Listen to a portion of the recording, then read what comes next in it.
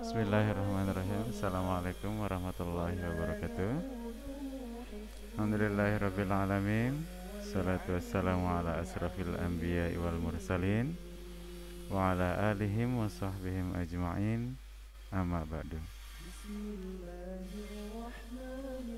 Anak-anakku semua, kembali lagi di mata pelajaran PAI, dan dalam video ini kita akan membahas tentang bab 3 tentang bersuci sesuai dengan syariat Islam.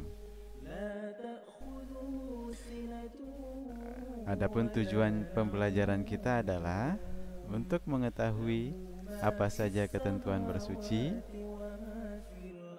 dan apa tata cara, bagaimana tata cara kita bersuci, dan yang terakhir nanti kita akan sama-sama bisa dan mampu menerapkan perilaku bersuci serta hikmah yang akan kita rasakan ketika kita sudah benar-benar memahami bagaimana cara-cara kita bersuci.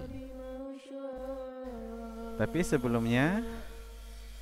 sebelum kita memulai pelajaran, marilah kita berdoa kepada Allah Subhanahu wa taala agar ilmu yang kita pelajari dan ilmu yang kita dapatkan agar bisa bermanfaat untuk diri kita sendiri, kedua orang tua kita, dan tentu saja untuk agama kita. Bismillahirrahmanirrahim. Allahumma inni as'aluka ilman nafi'an wa rizqan tayyiban wa amalan mutaqabbalan. Yang artinya, ya Allah, aku memohon kepadamu ilmu yang bermanfaat, rezeki yang baik atau thayyib, dan amalan-amalan yang engkau terima. Hadis riwayat Ibnu Majah nomor 925, dan hadis ini sahih ya. Baiklah anak-anakku sekalian, kita akan mulai dari ketentuan bersuci. Diharap kalian siapkan pulpen dan kertasnya agar apa yang dianggap penting dan perlu bisa kalian catat pada buku catatannya masing-masing. Dan sebelum memulai, silahkan di like video kita, di share agar semua teman-teman di Indonesia bisa ikut belajar dengan kita di sini. Dan silahkan mengisi kolom komentar dengan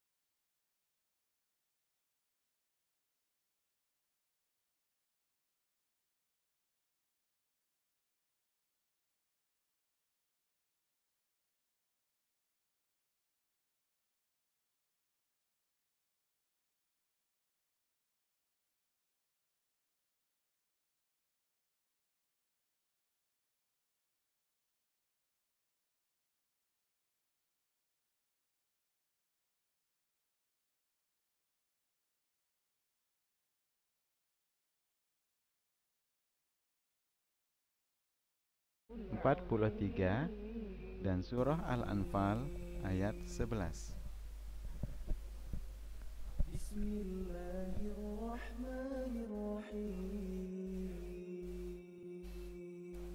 Dan macam-macam cara bersuci, dari hadas kecil dan hadas besar, dan pembagian dari najis, dan bagaimana cara kita bersuci dari najis mukhaffafah, najis mutawassitah, dan najis mughallazah. Ini artinya najis itu ternyata mempunyai kelasnya. ada macam-macam najis, yaitu najis mukhaffafah, najis mutawassitah, dan najis mughallazah.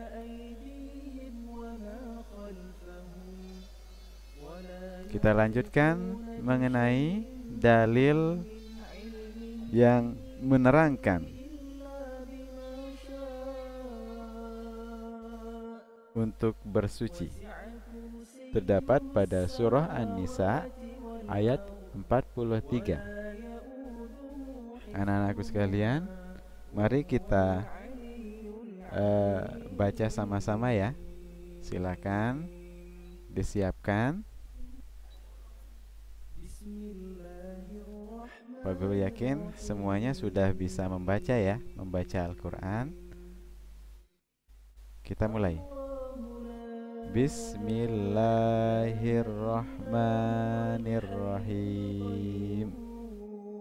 Ya ayyuhalladzina amanu la taqrabus sholata wa antum sukara hatta ta'lamu ma taquluna wala junuban illa abiri sabilin hatta taghtasilu wa in kuntum marda aw ala safarin aw jaa ahadum minkum minal ghaiti aw lamastumun nisaa falam tajidu ma'an fatayammamu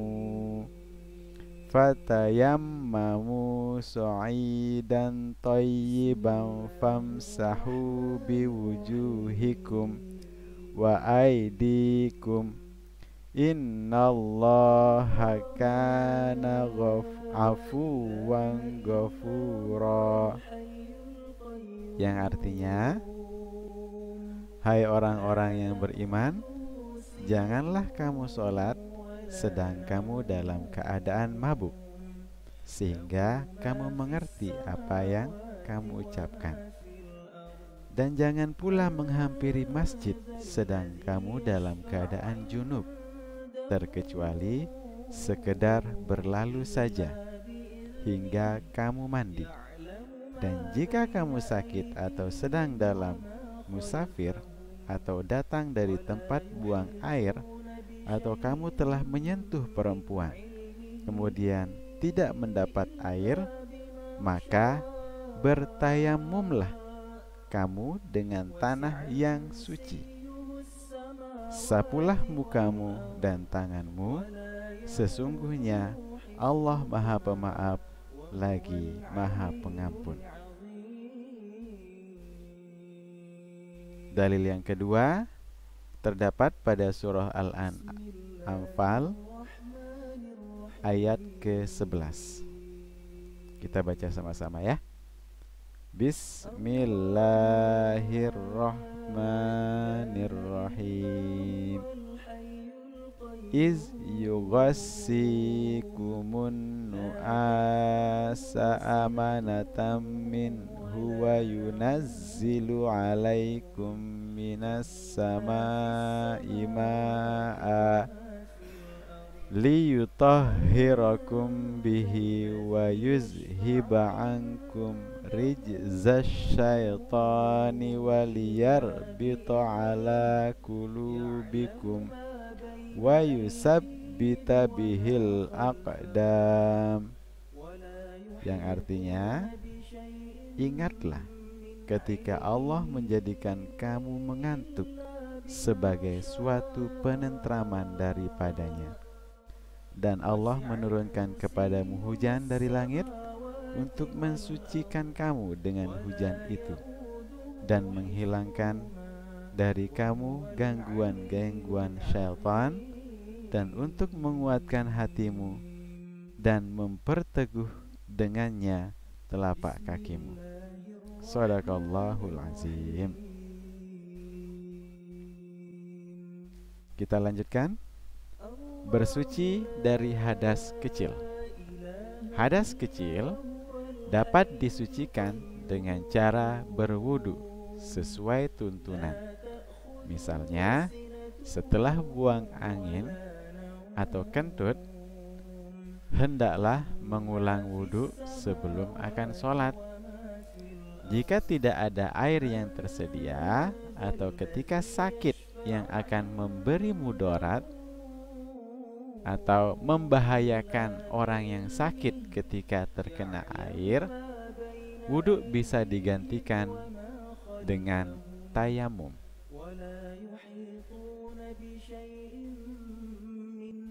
Sedangkan bersuci dari hadas besar dilakukan dengan mandi wajib atau mandi junub, yaitu membasahi seluruh anggota badan dengan air dan dengan niat serta tata cara tertentu.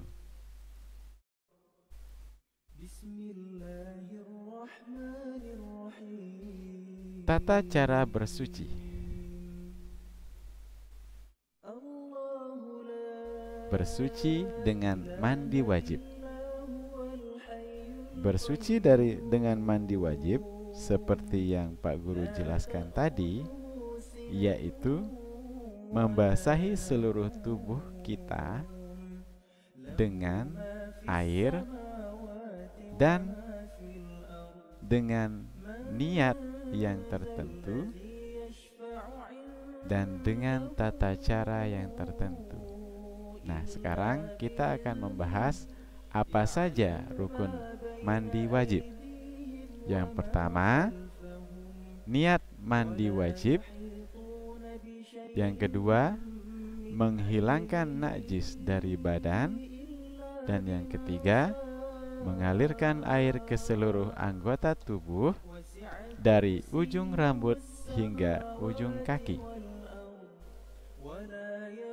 Yang kedua adalah bersuci dengan berwudu. Rukun wudu diawali dengan berniat terlebih dahulu, kemudian membasuh muka, membasuh kedua tangan hingga siku, mengusap kepala, dilanjutkan dengan membasuh kaki hingga mata kaki, dan yang terakhir adalah tertib. Adapun tata cara bersuci dengan tayamum, yang pertama diawali dengan niat tayamum dan membaca bismillah. Yang kedua, menepukkan telapak tangan ke tempat yang berdebu dengan catatan tempat itu suci. Yang ketiga, meniup debu di telapak tangan agar tidak terlalu tebal. Yang keempat, mengusap muka dengan telapak tangan yang berdebu. Yang kelima, mengusap tangan sampai siku. Dan anak-anakku sekalian, kita doakan mudah-mudahan keadaan cepat normal sehingga kita bisa mempraktikkan dengan bertatap muka cara-cara mandi wajib, berwudu, dan bertayamum.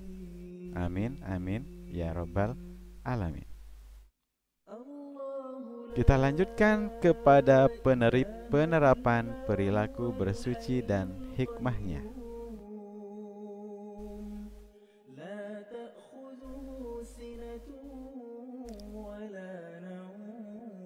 Cara menerapkannya adalah menjaga kebersihan diri sendiri.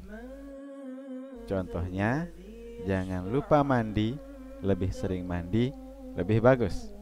Tapi, disarankan untuk mandi 2 kali sehari. Yang kedua adalah menjaga kebersihan rumah. Yang ketiga, menjaga kebersihan sekolah. Yang keempat, menjaga kebersihan lingkungan. Keempat aspek ini harus benar-benar terjaga agar tetap bersih dan suci dari hadas dan najis. Sekali lagi, menjaga kebersihan diri sendiri, menjaga kebersihan rumah, menjaga kebersihan sekolah, menjaga kebersihan lingkungan.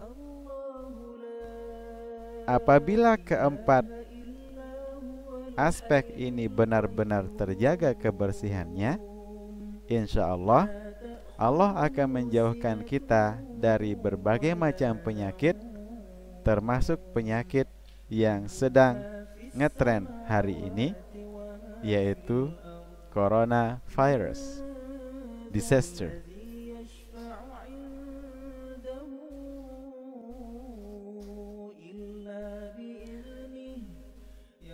Selanjutnya adalah hikmah bersuci atau toharoh. Yang pertama, mendorong diri semakin dekat dengan Allah dan taat kepadanya, membiasakan diri berperilaku hidup bersih dalam keseharian, menjauhkan beberapa penyakit karena kurangnya kebersihan, menambah kehusyukan dalam beribadah,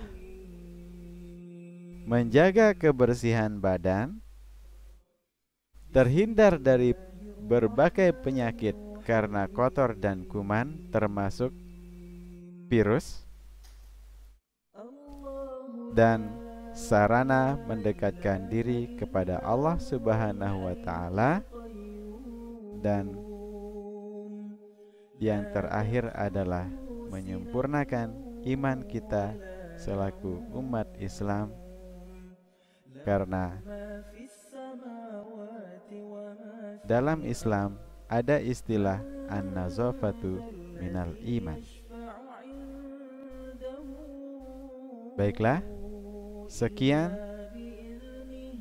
materi tentang bersuci. Apabila ada pertanyaan, jangan malu untuk bertanya, dan silahkan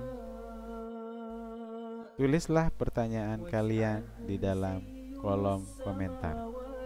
Terima kasih.